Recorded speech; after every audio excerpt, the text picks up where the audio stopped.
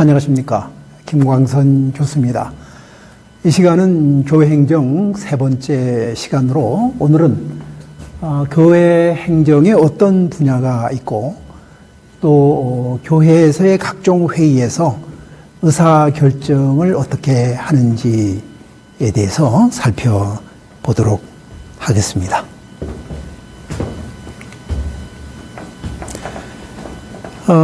행정은 특정 조직의 공적인 목적을 달성하기 위한 일종의 관리 기법이라고 할 수가 있습니다. 루터 큘릭이라고 하는 미국의 정치학자는 1935년에 행정의 7가지 기능을 영어 이니셜로 포스트콥, 즉 기획 플래닝, 조직 오거나이징, 인사 스태핑, 지휘 디렉팅, 조정 코어디네이팅, 보고 리포팅, 예산 버제팅 이렇게 이제 설명을 했는데요. 일반 행정에서는 19세기 초까지 조직이나 인사, 재무 행정 등이 필수 분야로 이해되어 오다가 19세기 중반 전후부터는 정책, 기획, 지휘, 조정, 보고 등도 주요한 분야로 이해되기 시작하였습니다. 교회 행정의 주요한 분야에 대해서 살펴보겠습니다. 교회의 목표나 정책을 세우고 각종 회의나 설문조사 등을 통한 의견 수렴을 통해서 의사결정하는 교회 정책 형성, 교회 발전 목표를 실현하기 위해서 인적 자원과 물적 자원의 확보 방안을 타임테이블식으로 프로그래밍하는 교회 발전 기획, 분업화 전문화 등의 원칙에 따라서 교회를 조직해서 이를 관리하는 교회 조직관리, 주어진 업무를 수행할 유능한 인재를 선발하고 훈련시켜서 배치하고 평가하여 임명하는 교회 인사관리, 교회 자체의 유지는 물론이고 선교와 구제, 봉사활동을 하는데 필요한 자금 지원을 위해 하나님께 드려진 헌금의 입출금을 관리하는 교회 재정관리, 뿐만 아니라 최근에는 대형 교회를 중심으로 교회의 각 부서와 구역들이 세부 조직의 리더들이 역할이 중시됨으로써 교회 행정에서의 예수님의 리더십을 연구하는 리더십이 중시되고요. 이 밖에도 갈등 치유나 커뮤니케이션, 상담, 평가 등도 중시되고 있습니다. 다음은 교회에서의 각종 회의에서 의사결정을 할 때 유의사항에 대해 살펴보고자 합니다. 먼저 회의에 앞서 전제되어야 할 유의사항이 있는데요. 교회 회의에서 가면 예하십시오 라는 식의 의견 수렴에 대해서 예를 해야지 아니오 하면 마치 하나님의 일에 반대하는 사람처럼 오해될 수가 있기 때문에 사전에 반대 의견은 틀린 것이 아니고 다를 뿐임을 주지시킬 필요가 있습니다.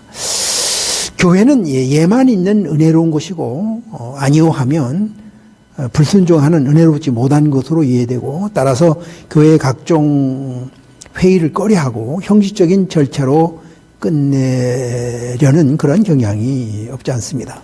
모든 사람이 얼굴이 다른 것처럼 사람마다 생각하는 것들이 다를 수가 있다는 점을 이해하면 아니오 한 사람의 생각이 예라고 한 사람의 생각이 틀렸다는 것으로 보기보다는 서로 다를 뿐인 것으로 주지시킬 필요가 있습니다. 교회 회의는 이러한 점에서 볼 때 잘하면 적극적인 참여와 협력을 끌어낼 수 있지만 잘못하면 방관자적인 비판 세력들을 만들어서 갈등과 분열이 원인이 될 수도 있습니다. 교회는 담임 목사 마음대로 한다는 인식을 교인들이 가지고 있는 한 자발적인 참여를 통한 교회의 부흥에는 그 한계가 있습니다. 담임 목사가 궁극적으로 자기가 기도하며 정한 대로 목회를 한다 할지라도 그 과정에 관련 부서장이나 교인들과 상의를 하고 최종 결정을 한다는 인식을 교인들 하여금 가지게 할 필요가 있습니다. 교회에서 각종 상담과 회의는 이러한 필요를 충족시키는 실질적인 절차가 되어야 합니다.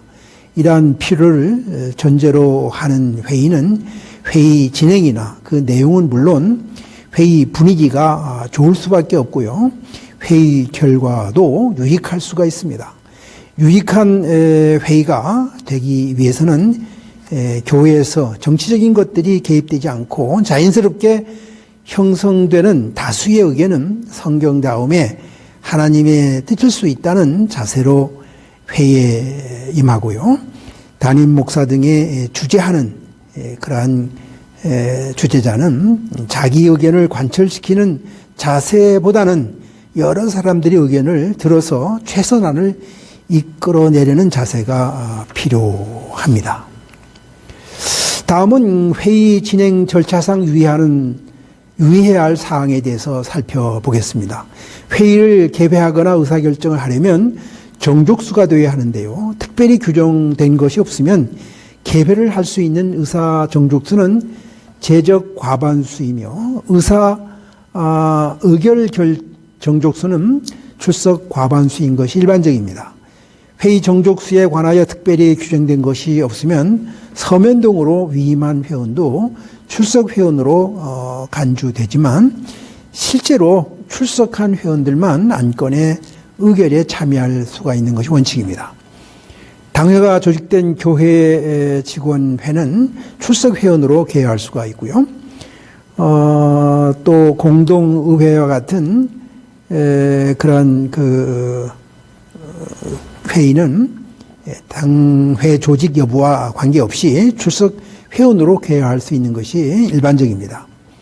공동의회, 소위 교인 총회를 소집하려면 2주일 전에 주보 같은데 예배 시에 공고하도록 하고요.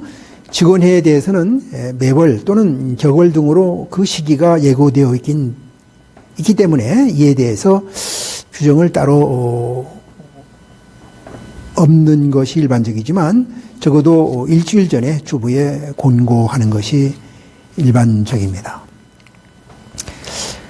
회의를 진행할 때는 의사 정족수와 의결 정족수는 물론이고 회의 단체의 성격에 따라 자문을 필요하는 것인지 심의 또는 결의가 필요한 것인지 미리 알려서 오해가 없도록 할 필요가 있습니다. 특별히 규정된 것이 없으면 자문은 자문의 절차를 밟고 안 밟고는 물론이고 자문을 받을 경우에 그 자문에 따라야 되는지 여부도 그 기관장이 재량에 속하고 심의는 그 심의 절차를 밟아야 하지만 그 심의에 따라야 되는지 여부는 재량에 속하는 것입니다. 그리고 이제 결의는 결의 절차를 밟아야 함은 물론이고 그 결의에 따라야 되는 것이 일반적입니다. 당회와 공동의회와 같은 교인 총회 같은 것은 결의기구라 한다면 직원회는 심의기구나 자문기구에 속한다고 보는 것이 일반적이지만 자문이나 심의의 성격을 달리 규정하는 경우에 이를 명확히 함으로써 오해의 소지가 없도록 할 필요가 있습니다. 그리고 회의에는 심의사항이나 의결사항만 다루어지는 것이 아니고 건의사항이나 회의 진행 발언을 다양하게 개진되기 때문에 회의 진행자는 잘 분별해서 처리해야 합니다. 심의사항이나 결의사항에 해당되는 안건에 대해서는 동의와 제청을 받고 표결에 붙여야 하는데요. 그 순서는 동의와 제청을 받은 순으로 할 수도 있고 그렇지 않고 반대, 역순으로 할 수도 해도 됩니다. 회의에서 부결된 안건에 대하여는 일사부재리의 원칙에 따라서 그 회의에서 다시 안건으로 채택할 수 없는 것이 원칙이지만 이를 반대하는 사람이 없다면 이러한 원칙에 얽매일 필요는 없습니다.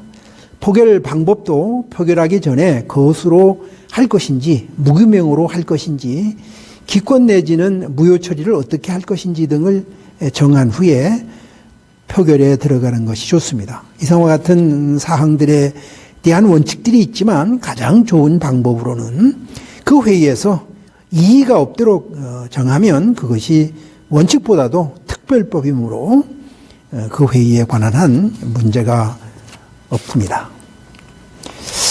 다음은 회의에서 다수결로 결정할 때 유의할 사항에 대해 살펴보겠습니다.